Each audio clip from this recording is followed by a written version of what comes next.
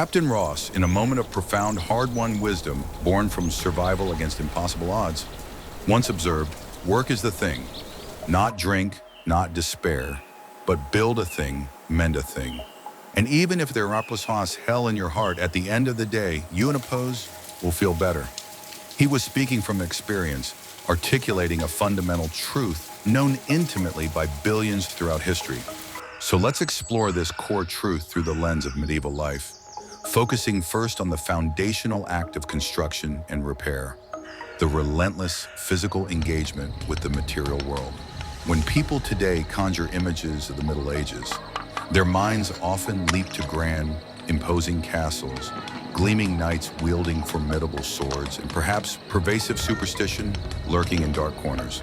Yet for the vast, overwhelming majority of people living during that 1,000-year span, the peasants who constituted 80–90% of the population across Europe, Asia, and parts of Africa, medieval existence was fundamentally, brutally, about the daily and seasonal work of sheer survival. They lived without the convenience of electricity to power their homes, without the precision of contemporary tools like power saws or drills, and critically, without the complex interconnected safety nets and support systems that we rely on today to buffer us from hardship. And yet, despite facing constant threats that would cripple modern society, they endured generation after generation. Now, as our complex, interconnected modern world faces increasing fragility, buffeted by climate volatility leading to unpredictable weather and crop yields, grappling with resource instability as essential materials become scarce or contested, and permeated by a rising tide of general uncertainty about the future, those ancient, seemingly primitive skills honed by medieval populations are beginning to look less like historical footnotes and more like a vital manual for future resilience. The knowledge of how to live directly from the land, how to build with natural materials, how to find water, how to preserve food without technology. These skills, once dismissed as irrelevant, are becoming acutely pertinent. In this video, we will delve deep into these fundamental survival strategies that medieval populations not only practiced but mastered, understanding why we, in the 21st century, might need to reacquire them, perhaps sooner than anticipated. Water was not merely fundamental to life. Its availability and purity were a daily, often dangerous negotiation. In the Middle Ages, many rural villages lacked access to deep, reliable wells that could tap into groundwater far below the contaminated surface. Even when water sources like rivers or streams were nearby, they were not always safe. These vital waterways could be easily contaminated by human waste, as sanitation was poor or non-existent, deceased animals left unburied, or polluted runoff from livestock enclosures and agricultural fields, especially after rains. Consequently, medieval people had to employ constant vigilance and creative solutions to secure water that wouldn't bring sickness and death. Accessing relatively clean water was literally the difference between life and death, health and debilitating illness. One prevalent and crucial method was rainwater harvesting. Homes, however humble, with their thatched or, more rarely for peasants, tiled roofs, were intuitively designed to collect rainfall, the angled surfaces naturally directing the precious liquid towards the edges. Simple gutters fashioned from lengths of hollowed wood or curved clay tiles directed the water into basic storage containers, typically rough wooden barrels bound with salvaged iron hoops or large, heavy ceramic storage vessels painstakingly crafted from local clay and fired.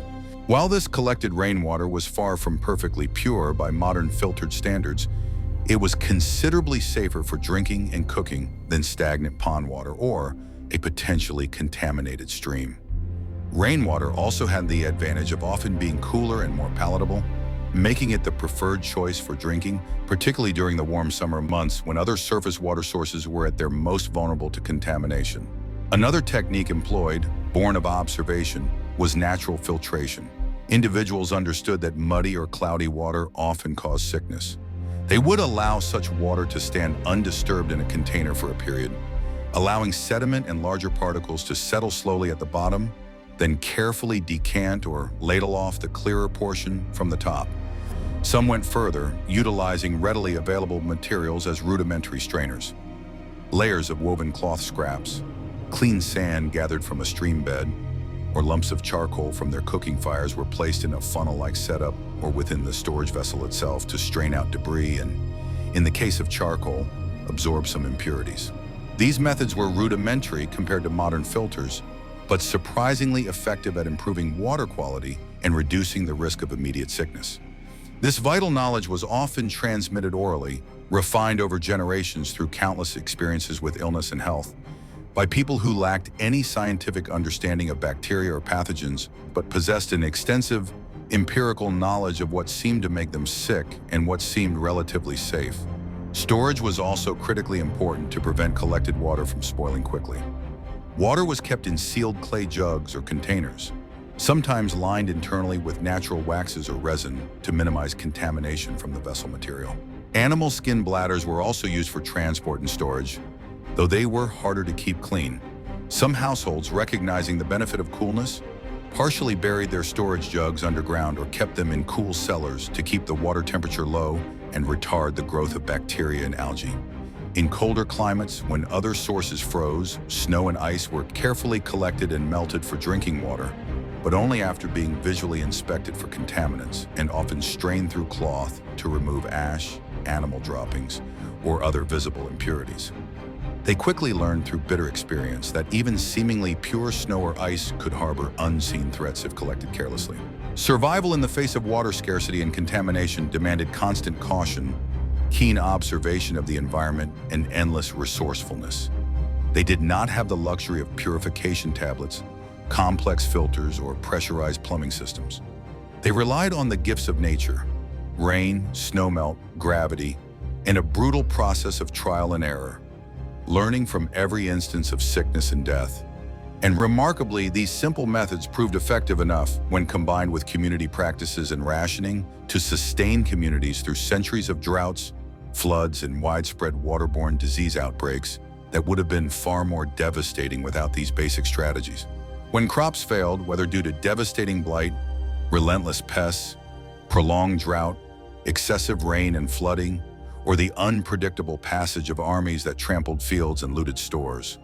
When winter lingered mercilessly, depleting meager reserves before the spring thaw, or when warfare or natural disasters disrupted the fragile supply routes that occasionally brought in food from slightly more fortunate regions, medieval populations were suddenly, brutally, left with one single paramount concern: avoiding agonizing starvation.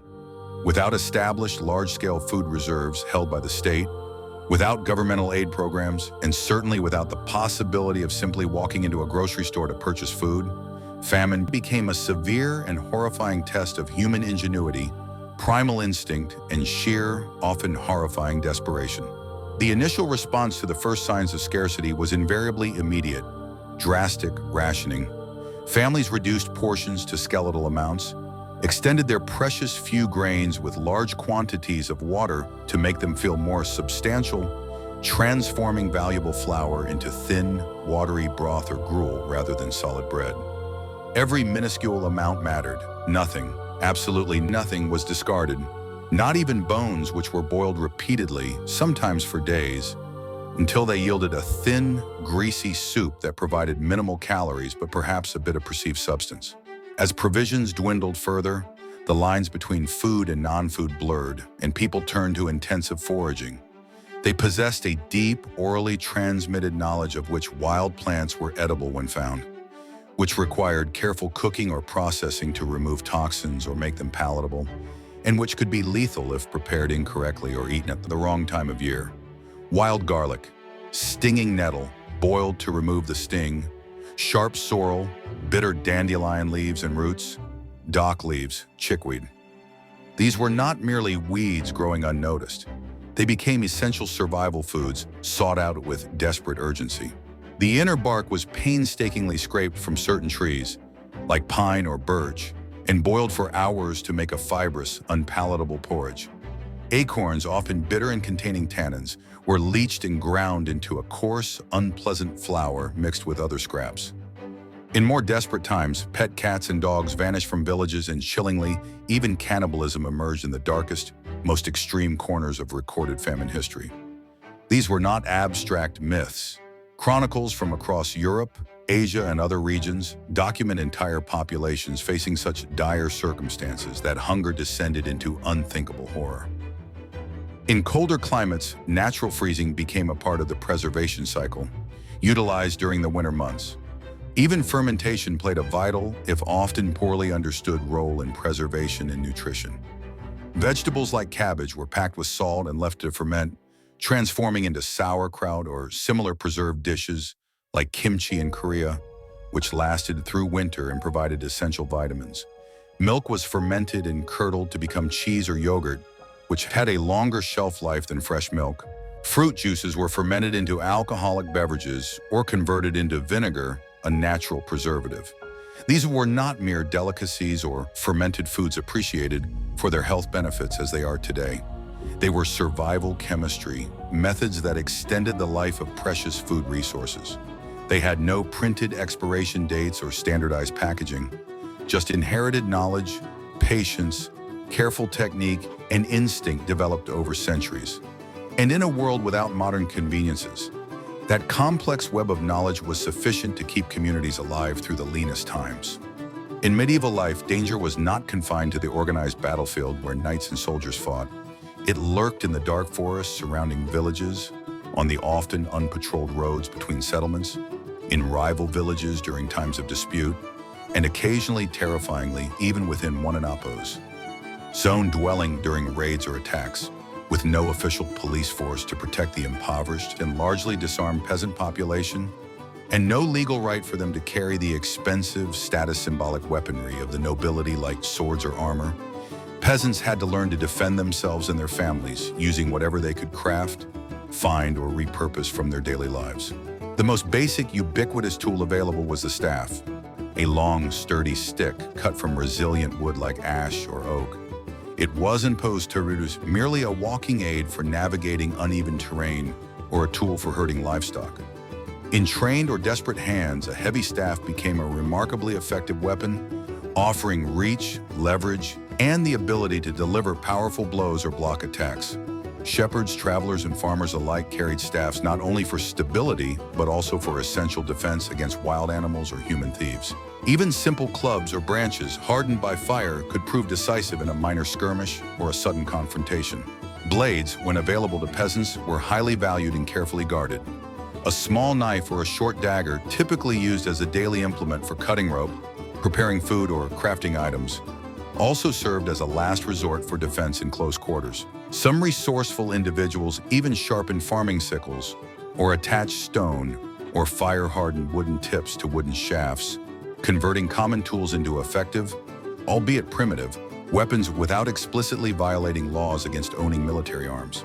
Slings and throwing stones were common implements among herders and boys, used to deter predators from livestock or to ward off trespassers. With sufficient practice and skill, a sling could deliver a stone with considerable speed and potentially lethal force, and it required neither expensive iron, complex forging techniques, nor a blacksmith, just readily available leather or cord and the accuracy honed through years of practice. Defensive thinking for peasants extended far beyond personal weaponry. Passive defenses were crucial. Simple traps were laid near property boundaries or on paths leading to homes. Shallow holes concealed with leaves, hidden pits, or spiked barricades made from sharpened stakes were intended to discourage thieves or casual raiders. In some areas, walls were quite literally anapos or grown anapos, from dense, thorny bushes or brambles like hawthorn, carefully shaped and trained over years to form living barriers, thicker and more difficult to penetrate silently than wooden fences. Community was perhaps the most powerful form of defense available to peasants. Villages relied on simple yet effective early warning systems. The ringing of a specific bell, the sounding of a horn, the loud barking of trained dogs, and organized watch rotations where neighbors took turns guarding the outskirts, particularly at night or during times of known unrest. Everyone in the village knew the signs of trouble and responded quickly, not only to fight or deter the attackers if possible, but crucially to protect the most valuable and vulnerable assets: livestock, children, the elderly, and the vital stores of grain or preserved food. Even the seemingly most vulnerable member of the community had a potential role, creating distractions with noise, warning others of hidden dangers, or assisting the elderly and children in escaping into nearby woods or pre-prepared hiding places. They also employed psychological deterrence when possible. displaying animal skulls on posts near paths leading to the village, keeping loud, aggressive barking dogs, or creating exaggerated signs of defense. Anything that might cause potential attackers to hesitate, to think the effort might not be worth the risk, and ideally, to move on to an easier target. In siege conditions, if a village had even rudimentary fortifications, tactics were scaled up, involving digging tunnels beneath outer fences, stockpiling rocks on rooftops or platforms to hurl down, and preparing escape routes leading into dense woods, swamps, or rocky hills where attackers, especially those on horseback, could not easily follow. Defense for peasants wasn't almost always about superior weaponry or formal martial skill. It was about gaining time, utilizing the terrain to their advantage, employing ingenuity, and, perhaps most powerfully, about the unwavering support and collaboration of one another's neighbors. And in a today's world where personal defense is often equated solely with individual gear, technology, and physical strength, this kind of simple collective strategy based on community and cleverness might just be more powerful and resilient than it initially appears. When winter struck fiercely, plunging temperatures to life-threatening levels, and firewood dwindled or ran out entirely before spring, staying warm became a matter of sheer, desperate survival. However, medieval people, particularly the impoverished peasants, could not always rely on the luxury of a blazing, fuel-hungry fire to ward off the cold in their drafty dwellings. Instead, they turned to ingenious strategies that required minimal or no fuel at all. Just clever use of space, the body oppose, their own heat, and the insulating properties of the environment and available materials. One of the simplest, most fundamental techniques was body clustering. Families, often large and multi-generational, slept close together under a single large blanket, shared layers of rough wool or heavy animal hides, sometimes in straw-filled alcoves built into the walls or even in the same large bed platform. The primary goal wasn't individual comfort or privacy, which were non-existent luxuries. It was maximizing heat retention by minimizing the surface area exposed to the cold air and sharing body warmth. More people in a small, enclosed space meant more cumulative warmth. Infants and the elderly, most vulnerable to the cold, were placed in the warmest spots within the cluster. Even essential livestock like chickens, or perhaps a single cow or lamb, were sometimes brought indoors into an adjoining stable, or even the main living space during the coldest nights. Their body heat significantly raised the internal temperature of the small, enclosed room overnight. Insulation was often more critical than the fire itself, which might only burn for a few hours in the evening. Homes were packed with available insulating materials like straw, moss, dried leaves, and scraps of fabric stuffed into wall cavities or layered on floors to block drafts. Cracks in wattle and daub walls were regularly filled with fresh mud or dung. Floors were layered thickly with rushes, straw, animal furs, or thick woven mats that helped trap warmth rising from the ground itself and provided a buffer against the cold earth floor. In some areas, particularly where the soil was suitable, people constructed semi-dugout shelters, excavating part of the dwelling below ground level. The earth surrounding these structures acted as natural insulation, keeping the internal space significantly warmer than the surface temperature, especially at night and in winter. In mountain regions or areas where dwellings were built into hillsides, small rooms were built with very low ceilings. This reduced the volume of air needing to be warmed by body heat or a small fire, effectively trapping the warmer air lower down where people were sleeping. Clothing itself became a form of personal architecture, a crucial layer of defense. People wore layered wool tunics, linen undergarments, if they had them, and heavy fur-lined cloaks even indoors during the day, and often slept in these layers at night. Some outer garments served as makeshift blankets. Feet were wrapped in straw or thick cloth within their crude footwear. Hoods and hats were essential, as a significant amount of body heat escapes through the head. When firewood was scarce, every ember was incredibly valuable. Large stones were retrieved from the dying embers of the fire, wrapped carefully in cloth or placed in clay pots, and used as bed warmers, tucked under blankets to radiate heat for hours after the fire had gone out. In some regions, the warm ashes from old fires were spread and buried beneath straw sleeping mats to provide a low, lasting heat throughout the night.